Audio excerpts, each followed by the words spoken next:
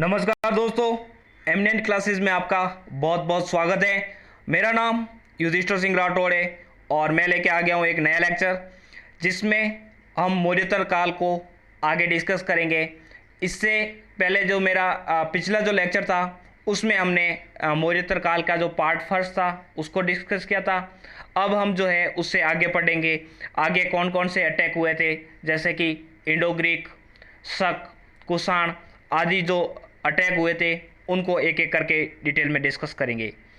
यदि आप मुझसे मेरे सोशल मीडिया प्लेटफॉर्म पर जुड़ना चाहते हैं तो आप मुझे टेलीग्राम, इंस्टाग्राम और ट्विटर अकाउंट पर भी फॉलो कर सकते हैं। इसके अलावा मेरे लेक्चर की कंप्लीट पीडीएफ आप मेरे इस टेलीग्राम चैनल से प्राप्त कर सकते हैं। आइए शुरू करते हैं लेक्चर को। सबसे पहले हम बात करेंगे इंडो ग्रीक की। मौर्योत्तर युग में भारत पर विदेशी आक्रमण हुए थे। उनमें यूनानी, यवन, इंडो ग्रीक, हिंदू यूनानी या बैक्टीरियन ग्रीक थे। ये जो है मध्य एशिया की जो राजनीतिक स्थिति थी उस समय की, उससे बाध्य होकर उन्होंने भारत विजय की योजना बनाई और उसमें सबसे पहले जो थे वो थे सिकंदर।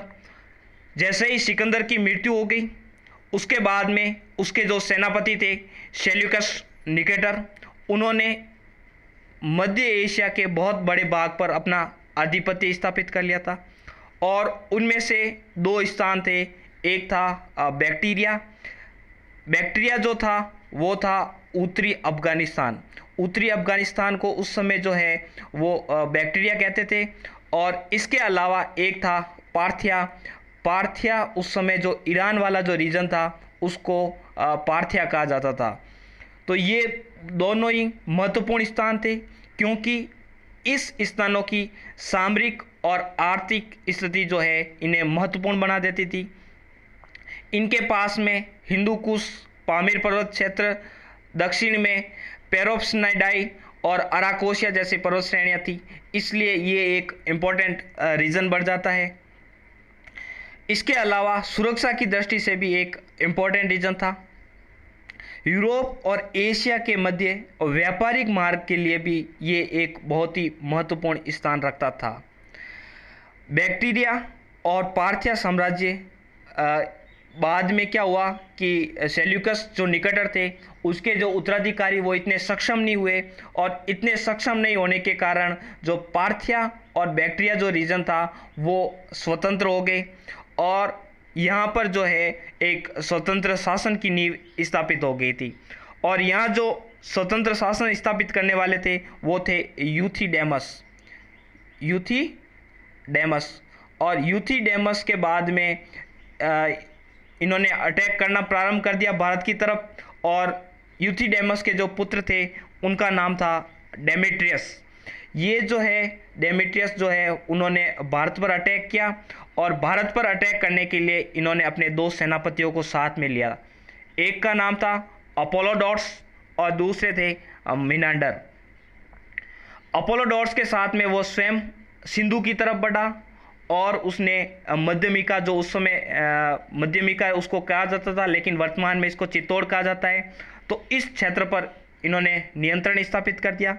और दूसरा जो था वो था मिनांडर ने क्या है अपने सैनिकों के साथ में पंजाब विजय प्राप्त की।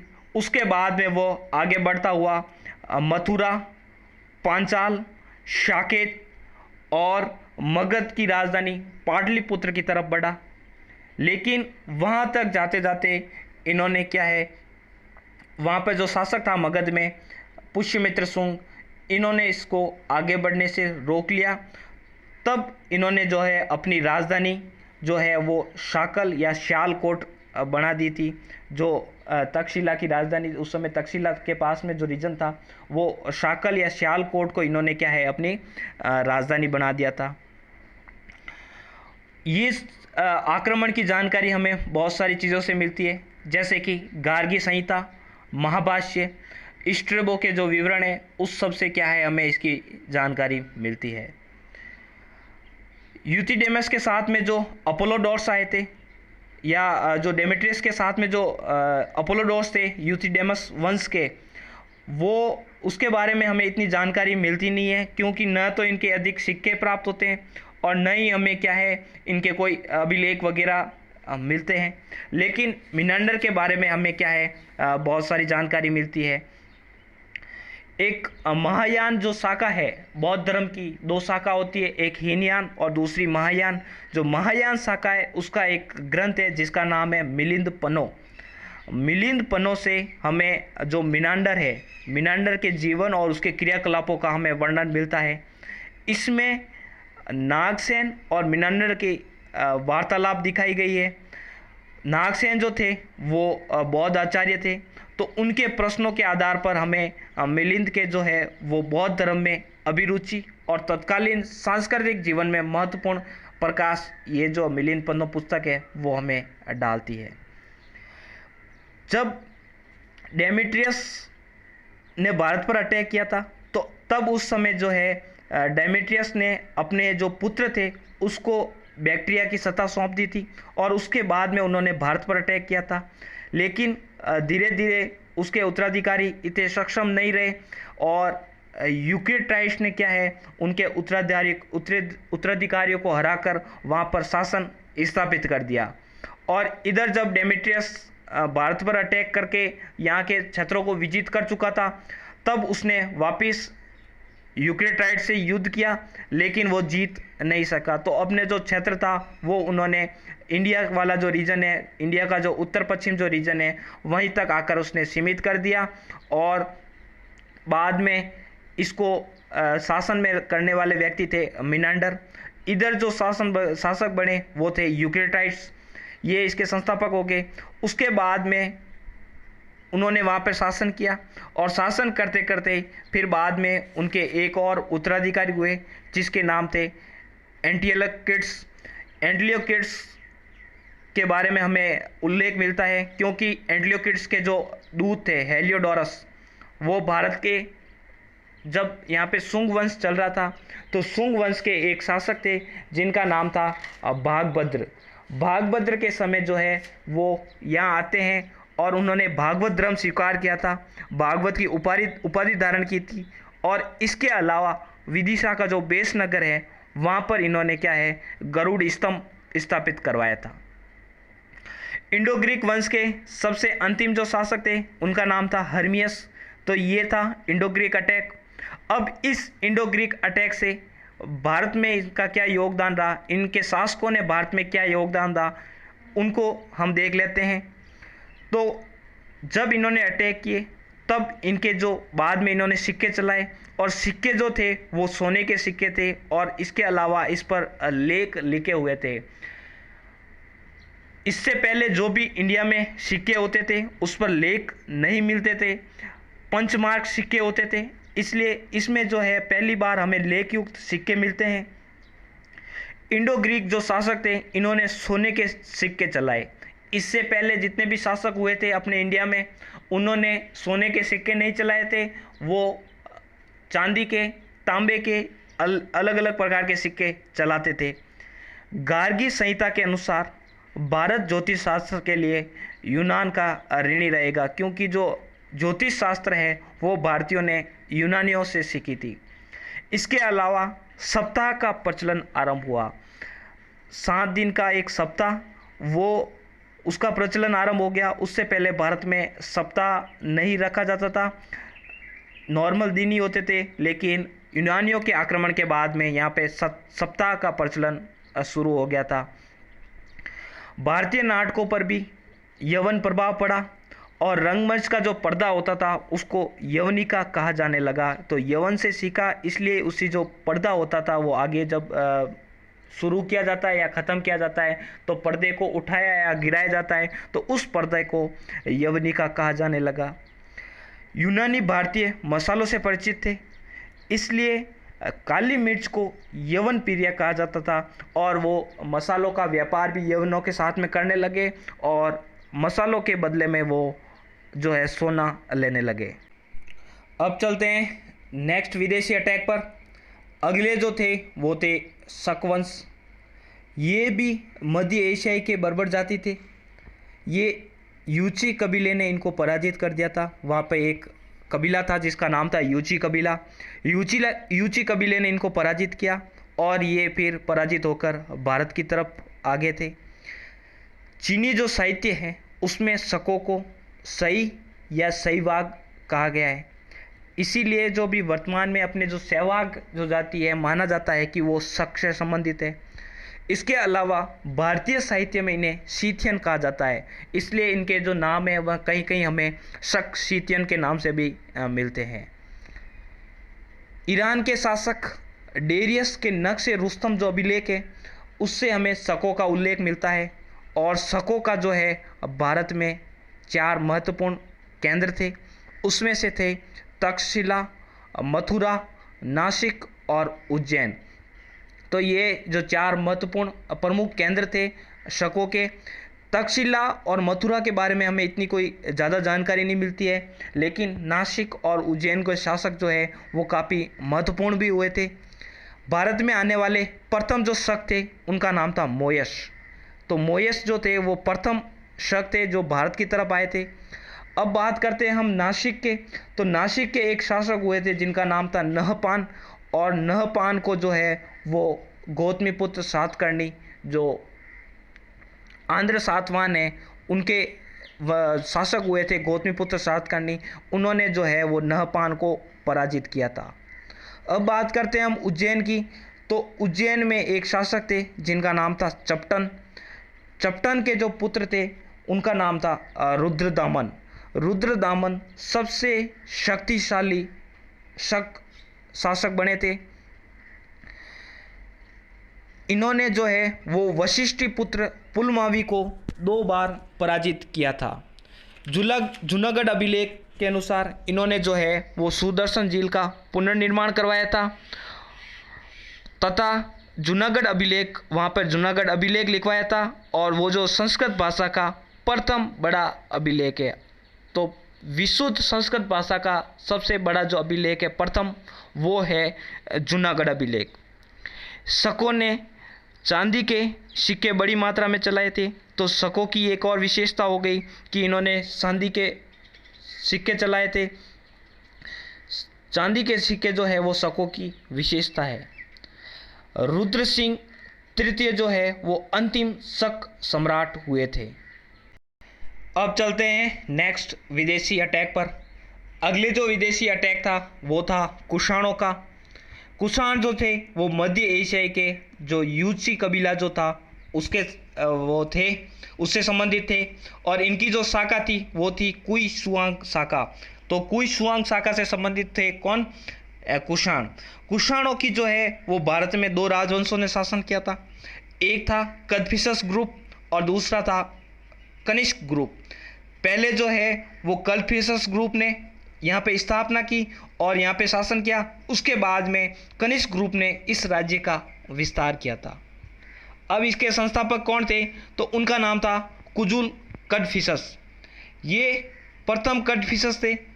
इनको प्रथम कदफिसस भी कहा जाता था। और इन्होंने जो है भारत में कदफिसस वंश की स्थापना की और कुषाणों का यहाँ पे साम्राज्य स्थापित किया। उसके बाद में आते हैं विम कदफिसस। ये भी एक महत्वपूर्ण शासक हुए थे। इन्हें दूसरा कदफिसस कहा जाता है। ये भगवान शिव के अनुयायी थे। इनकी जो उपाधि थी वो थी महेश्वर। इनके सिक्कों पर हमें नंदी, त्रिशूल, डमरू आदि के चित्र हमें मिलते हैं। इसके अलावा ये प्रथम शासक थे जिन्होंने सोने के सिक्के चलाए। और शुद्ध सोने के जो सिक्के हैं वो कुषाणों की विशेषता है। जैसे चांदी के जो सिक्के हैं शकों की विशेषता थी, उसी प्रकार जो सोने के सिक्के हैं वो कुषाणों की विशेषता है। उसके बाद में इस वंश के सबसे महान शासक कनिष्क की बात करते हैं। मौर्य साम्राज्य का जब पतन हुआ तो भारत पर पहली बार विशाल साम्राज्य स्थापित करने वाले शासक थे कनिष्क, जिसने सिंधु आक्सस घाटियों को अपने साम्राज्य में शामिल कर दिया था। सिंधु का जो घाटी थी उसको, इसके अलावा अफगानिस्तान की नदी है आक्सस और उसके आसपास की जो घाटी है, उस दोनों क्षेत्र को अपने साम्राज्य में शामिल करने वाले शासक कनिष्क थे। इनका जो राज्याभिषेक है वो 78 AD में हुआ था और इसी दिन से शक संवत चलाया गया। शक संवत जो है वो राष्ट्रीय कैलेंडर है। इसका नव वर्ष 22 मार्च को होता है तथा ये जो है वो सूर्य आधारित कैलेंडर है। इस जो कनिष्क है, कनिष्क की 2 राजधानियाँ थी, एक थी पुरुषपुर पेशावर और दूसरी थी मथुरा। इसमें 2 राजधानियाँ रखने का ये कारण था कि इसका जो साम्राज्य था वो मध्य एशिया के अलावा भारत में भी विस्तृत था। तो पुरुषपुर जो पेशावर पाकिस्तान में स्थान है, वहाँ से जो है मध्य एशिया, वहाँ पर जो है ये रूल करता था, वहाँ पे नियंत्रण स्थापित करता था। इसके अलावा जो मथुरा है, मथुरा राजधानी से वो पूरे इंडिया पर अपना शासन के द्वारा नियंत्रण स्थापित करता था। कल्हण की राजधानी के अनुसार इसने कश्मीर पर आक्रमण किया और वहाँ पर एक शहर बसाया जिसका नाम था कनिष्कपुर। इसने पाटलिपुत्र पर भी आक्रमण किया था और पाटलिपुत्र से बुद्ध का भिक्षा पात्र, एक विद्वान अश्वघोष और अनोखा मुर्गा, 3 चीज़ें वहाँ से वो लेकर आ गया था। चीन के सेनापति पान चाओ को इन्होंने पराजित किया था एवं मध्य एशिया पर इन्होंने क्या है अधिकार कर लिया था। और इनके समय जो रेशम मार्ग था, रेशम मार्ग पर भी इन्होंने भारत के द्वारा वहाँ पर अधिकार कर दिया था। अब इनके दरबारी विद्वान कौन कौन थे? तो पहले जो दरबारी विद्वान थे उनका नाम है अश्वघोष। अश्वघोष एक बहुत ही महान विद्वान थे। जब कनिष्क ने चौथी बौद्ध संगीति का आयोजन करवाया था तब अश्वघोष भी उसमें से एक पुरोहित थे। अश्वघोष की पुस्तकें, पहली जो पुस्तक है उसका नाम है बुद्ध चरित। इसे बौद्ध धर्म का एनसाइक्लोपीडिया भी कहा जाता है। अगली जो पुस्तक है वो है शारिपुत्र प्रकरण, सौंदर्य आनंद और अगला जो है सूत्रालंकार। ये जो चारों पुस्तकें हैं वो अश्वघोष की है। नागार्जुन व चरक इसके दरबार में थे। नागार्जुन जो भारत के आइंस्टीन कहलाते हैं और इनका जो सिद्धांत सापेक्षता का जो सिद्धांत है वो हमें इससे, इनका जो सिद्धांत है वो सापेक्षता के सिद्धांत से मिलता जुलता है, इसलिए इनको भारत का आइंस्टीन भी कहा जाता है। इनकी पुस्तक का नाम था माध्यमिका कायरका। और जो चरक थे, चरक की जो पुस्तक है उसका नाम है चरक संहिता, जिससे तो आप भली प्रकार परिचित ही हैं। श्रुसूत भी इनके समकालीन थे, जो शल्य चिकित्सा में एक महत्वपूर्ण स्थान रखते हैं। इनकी जो पुस्तक है श्रुसूत की वो है श्रुसूत संहिता। कनिष्क के समय व्यापार वाणिज्य की दृष्टि से मौर्योत्तर काल का स्वर्णकाल माना जाता है, क्योंकि मौर्योत्तर काल में अगर व्यापार वाणिज्य अगर सबसे ज़्यादा जो बढ़ा था वो था कनिष्क के टाइम में। कनिष्क ने पांचाओं को हराया था। इसके जो सैनिक थे उन्होंने जो है कनिष्क की हत्या कर दी थी। कनिष्क जो थे वो बौद्ध धर्म की जो महायान शाखा है उसके अनुयायी थे। कनिष्क ने गांधार मूर्ति कला शैली को संरक्षण प्रदान किया था और जब कनिष्क की मृत्यु हो गई थी तो उसके बाद में जो है वो कुषाण वंश इतना अधिक प्रभावी नहीं रहा था। अब उसके बाद में अगले जो शासक हुए थे वो हुए थे हुविस्क। हुविस्क जो थे वो भगवान विष्णु के अनुयायी थे। उसके बाद में जो अंतिम शासक हुए थे उनका नाम था वासुदेव। वासुदेव इस वंश के अंतिम शासक थे। अब कुषाणों की क्या क्या विशेषताएं? कुषाण जो है वो शुद्ध सोने के सिक्के चलाते थे, तो ये इनकी अलग विशेषता है। इसके अलावा कुषाण शासक मंदिरों में अपनी मूर्तियां स्थापित करवाते थे। इससे पहले जब भी हम इतिहास पढ़ते हैं तो मूर्ति का अपना इतना प्रभाव नहीं था और भारत में मूर्ति कला का जो प्रारंभ हुआ वो कुषाणों के द्वारा मंदिरों में मूर्ति स्थापित करना जो है वो कुषाणों के द्वारा प्रारंभ किया गया। इसके अलावा सिले हुए कपड़ों का प्रचलन भी कुषाणों के द्वारा लाए गए। चमड़े के जूतों का प्रयोग, घोड़े के लगाम लगाना और कुषाण शासक देवपुत्र या देवप्रिय की जो है वो उपाधि लगाते थे। तो ये था कंप्लीट जो विदेशी आक्रमण हुए थे मौर्योत्तर काल में, तो उन सब को हमने डिटेल में डिस्कस कर लिया है। अब हम डिस्कस करते हैं मौर्योत्तरकालीन व्यापार वाणिज्य। व्यापार वाणिज्य के संदर्भ में इसको स्वर्ण काल माना जाता है, क्योंकि इस समय जो है वो जो रेशम मार्ग था, चाइना से अपने भारत में से एक रेशम मार्ग निकलता था और वो ईरान, यूरोप आदि स्थानों पर जाता था। तो उस रेशम मार्ग पर जो है वो आधिपत्य स्थापित हो गया था, नियंत्रण उस पर स्थापित हो गया था। इसके अलावा रोमन साम्राज्य अपने चरम पर था और रोमन साम्राज्य के साथ में जो है वो भारत व्यापार करता था। इस समय मुद्रा प्रणाली विकसित हुई। दक्षिण भारत से समुद्री व्यापार होता था और दक्षिण भारत में संगम काल चल रहा था, तो वो जो है उसके समकालीन भी था। अरिकामेडु जो पांडिचेरी में है, वहाँ से हमें रोमन सिक्के भी प्राप्त होते हैं और 46 एडी में हिप्पालस ने व्यापारिक भवनों की खोज कर ली थी। तो उससे भी क्या है, हमें बहुत सारी जो है वो व्यापार बढ़ाने में जानकारी मिलती है और व्यापार बढ़ता भी है। व्यापार वाणिज्य उस समय जो है वो श्रेणियाँ करती थी। श्रेणियाँ जो है वो व्यापारियों का दल होता था। इसके जो प्रमुख होते थे उसको ज्येष्ठक या जेठ कहा जाता था। यही शब्द कालांतर में परिवर्तित हुआ और सेठ कहलाने लगे। इनके अपने ध्वज होते थे और ये अपने सिक्के स्वयं जारी करते थे।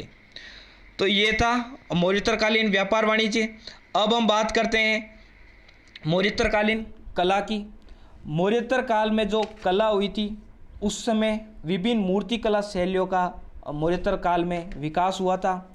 मूर्तियों का निर्माण सिंधु घाटी सभ्यता में आरंभ हो गया था, लेकिन उनमें सुंदरता व तकनीक का अभाव था। तो इस समय जो है वो सुंदरता और तकनीक पर बहुत ही ज़्यादा ध्यान दिया जाने लगा। मौर्योत्तर काल में रोमन, ग्रीक और पारसी प्रभाव बढ़ा। कुषाण सातवाहन शासकों ने मूर्तिकला के संरक्षण के लिए प्रयास किया, अर्थात उस समय जो है उनको राज्य के संरक्षण प्राप्त हुआ। इस समय जो है वो 3 शैलियाँ विकसित हुई, उसमें से गांधार, मथुरा और तीसरी थी अमरावती। तो ये जो 3 शैलियाँ हैं उस समय जो विकसित हुई थी। अब सबसे पहले हम बात करते हैं गांधार शैली की। इस मूर्तिकला शैली को कुषाण शासकों ने संरक्षण प्रदान किया था। इस शैली पर ग्रीक, रोमन, फारसी प्रभाव भी हमें दिखाई देता है। इसे विदेशी शैली या ग्रीक शैली भी कहा जाता है, क्योंकि इस पर विदेशी प्रभाव अधिक दिखाई देता है, इसलिए इसको विदेशी शैली भी कहा जाता है। इस शैली में बौद्ध धर्म से संबंधित मूर्तियाँ अधिक बनी थी। भगवान बुद्ध की सर्वाधिक मूर्तियाँ जो है वो गांधार शैली में ही बनी थी। इसमें भगवान बुद्ध को यूनानी देवता अपोलो के समान बताया गया है। मूर्ति की शारीरिक संरचना पर विशेष बल किया गया है, जैसे कि भगवान बुद्ध को बलिष्ठ और घुंघराले बालों वाला बताया गया है। बुद्ध की ज़्यादातर मूर्तियाँ जो इस शैली में बनी हैं वो खड़ी अवस्था में हैं। ये यथार्थवाद और भौतिकवादी मूर्तिकला शैली है, अर्थात ये यथार्थवाद और भौतिकवाद पर अधिक बल देती है, इसलिए ये यथार्थवादी और भौतिकवादी मूर्तिकला शैली है। मूर्तियों पर कपड़ों का अंकन किया गया है। इसके जो प्रमुख केंद्र हैं वो है तक्षशिला, बामियान और भीमरान गांधार मूर्तिकला शैली के प्रमुख केंद्र है। इस शैली में मूर्तियों का निर्माण गेरुआ बलुआ पत्थर से होता था। अब बात करते हैं हम मथुरा शैली की। ये जो शैली है वो स्वदेशी मूर्तिकला शैली है। इसको राज्य के संरक्षण प्राप्त था, लेकिन इसका वास्तविक विकास जो है वो लोक कला के रूप में हुआ, न कि राज्य के कला के रूप में। इसमें बौद्ध धर्म, जैन धर्म और हिंदू धर्म से संबंधित मूर्तियाँ भी बनी। भगवान बुद्ध की प्रथम मूर्ति जो है वो मथुरा शैली में बनी और सर्वाधिक जो मूर्तियाँ हैं वो जो है गांधार शैली में बनी थी। ये आध्यात्मिक मूर्तिकला शैली है। इसमें भगवान बुद्ध को दुबला पतला दिखाया गया है व चेहरे पर बहुत ज़्यादा तेज व चमक दिखाई गई है। अधिकतर मूर्तियाँ जो है वो पद्मासन अवस्था में, ऐसे भगवान बुद्ध उसमें बैठे हुए हैं। इस शैली में जो है वो लाल बलुआ पत्थर का प्रयोग होता था। इनके जो प्रमुख केंद्र हैं वो है मथुरा, सारनाथ और सांची जो है वो इसके प्रमुख केंद्र हैं। अब हम बात करते हैं अगली शैली की, वो है अमरावती शैली। इस शैली को राजकीय संरक्षण प्राप्त था, लेकिन इस शैली का भी विकास लोक कला के रूप में हुआ था। इसमें बौद्ध, हिंदू, जैन और अन्य जो गैर धार्मिक मूर्तियां हैं उनका निर्माण जो है वो अमरावती शैली में हुआ। सातवां शासक जो थे उन्होंने इसको संरक्षण प्रदान किया। इसमें भौतिकवाद व आध्यात्मिकता दोनों का प्रभाव मिलता है। मूर्तियों का जो है वो संगमरमर का प्रयोग किया गया। मूर्ति निर्माण में संगमरमर का बहुत ही ज़्यादा प्रयोग किया गया है। इसके जो प्रमुख केंद्र हैं वो है अमरावती, घंटसाल और नागार्जुनकोंडा इसके प्रमुख केंद्र हैं। तो ये था कंप्लीट मौर्योत्तर काल। तो मौर्योत्तर काल इस लेक्चर के साथ ही समाप्त हो गया है। आगे वाले लेक्चर में हम गुप्त काल को शुरू करेंगे। आशा करता हूँ बहुत कुछ आपको इससे सीखने को मिला होगा। Thank you for listening.